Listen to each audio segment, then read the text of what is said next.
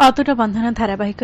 आपण मैंने देखिए बृंदा कहे प्लीज मोहित मत जावाक दियो मुझे तुम सहित किसी भी कथा हाँक चाहूनी बाहर एत पिला छिड़ा होती समस्ते आम विषय कौन भावुवे तमें आउ एटी सीन क्रिएट करनी प्लीज मत जावाक दियो मोहित कहे नाई मु तुमको कुआड़े भी जावाक देविनी प्रथमे मो प्रश्नर उत्तर दियो कुह बृंदा तमर आ विष्णु भितर कौन चली से तुम हाथ को कौन पाई धरी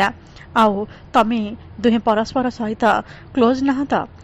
बृंदा कहे शटअप मोहित सेमिति किछि भी नुह अरे विष्णु केवल मो शत्रु आ मो शत्रु सहित मु एमिति कथा केमिति भाभी पारिबे तमे जहाँ भी भावुच से सब भूल मते एबे जीवाको दियो आओ एसबू करिकी तमे की लाभ पाउच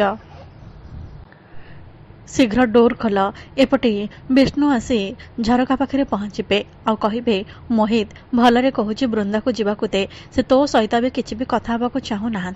मोहित कहे तू आम दी जन मैटर पशिवाक जमा भी चेष्टा करना बृंदा देख मु तुम फूल आउ ए लेटर नहीं कि आसी तुमको या एक्सेप्ट करने को ही पड़ो बृंदा कहे प्लीज एबे सब बंद कर विष्णु कहे तते कौन शुणा जाऊनी बृंदा कौन कहते चुपचाप तांको छाड़ी दे नहेले मु एबे प्रिंसिपल को कॉल करिबे मोहित कहे मते अटकाइबाकू तू किए विष्णु कहे मु सीए जी एबे प्रिंसिपल को कॉल करिबा आउ मोर गोटिए कंप्लेन रे तू तो फूल आउ तो चिट्ठी जाइके प्रिंसिपल पाखरे पहुँची जीवा तापरे तो अवस्थाटा कौन हम तू बुझी पारुछु त एबे चुपचाप सेठू बाहर को आस यापरे मोहित बाहर को चली आसबे आ कहे तते मु छाड़बीनी विष्णु तू सबू सीमा क्रॉस कर सारे एपटे विष्णु बृंदा पाखे आसी पहुँचे आउ कहे तमे बुझा चेष्टा कहीं करून बृंदा कहे ओ गॉड मु जानी तमे मते बंचई नेल से पुणी आसी मो आगे लेक्चर छाड़ हेले मोर तुम कथा शुणा जमा भी इंटरेस्ट नहीं एबे ए सब बेकार कथा बंद कर आउ मते जीवाकू दिया यापर से दी जन भितर झगड़ा लगिब एही समय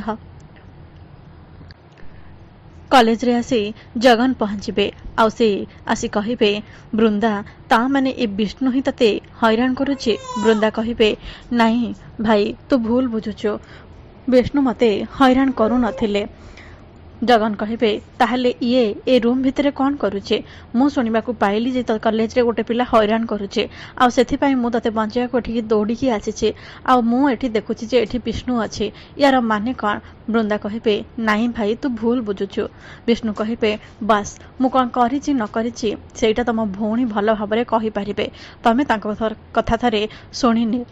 यापरे विष्णु बाहर को चली जिबे आउ एही समय रे जगन सेठी फूल आउ लेटर धकाई जाइथिबार देखिबे आउ कहिबे ता माने ए विष्णु तते प्रपोज करबा को आसीथिला बृंदा कहिबे नाही भाई तू भूल बुझुछु मो कथा आगे सुनी त ने जगन कहिबे कोन आउ सुनिबे ए लेटर आउ फूल एठू पाइला परे मो पूरा पूरी श्योर हे गली ये ही सब करिचे एबे मो सहित चाल यापर से बृंदा को टाणी टाणी घर को नहीं आसबे आउ कृषिका कहे कौन है जगन बृंदा ठीक अच्छी तो बृंदा तू आसीगलु जानिचु तो पाई मु केते टेंशन हो जाइथिली किए से पिला आ तते काहेकि हैरान करूथिला यापरे जगन से चिट्ठी आउ फूल कृषिका को देबे आउ कहिबे से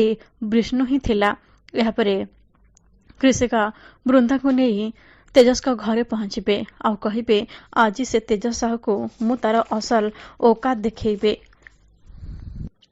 से तेजस का घर सामने पहुँचे आउ कहे ए अवैध बाहर को आस जो परिवार सम्मान नहीं संस्कार नहीं से माने कौन जानबे संस्कार मूल्य कौन त्रिनाली आसी कहे कृषिका तु सब कौन कही जाऊछु तेजस कहे मुह संभाली कथबार्ता कर नले किछि भी ठीक हबनी कृषिका कहे अच्छा मु मुह संभाली कथबार्ता करी अरे तम मानकर तो प्रकृति खराब एवं तमें माने निज इज्जत को भी माटी मिसई सारे आउ तम मानकर अच्छी कौन जे मु पुणी तम मान सहित देखी चाह कथबार्ता करी तेजस कहे कृषिका भद्रामीर सह कथा ह आउ कौन चली सब कृषिका कहे किछि भी नुह जो भूल तमें माने करिच से भूल चेतावनी दवा को मु एठिके आसी जाइए अरे तम मान को टिके लाज लगुनि शेष गोटे झील को हैरान करुच या कौन तम मानकर संस्कार अरे जदि संस्कार निज पिला मानकु शिखेन ताहले से मानकु घरे आकटन करिकी रख एमिति बाहर को छाड़ुच कहीं आउ तमे कौन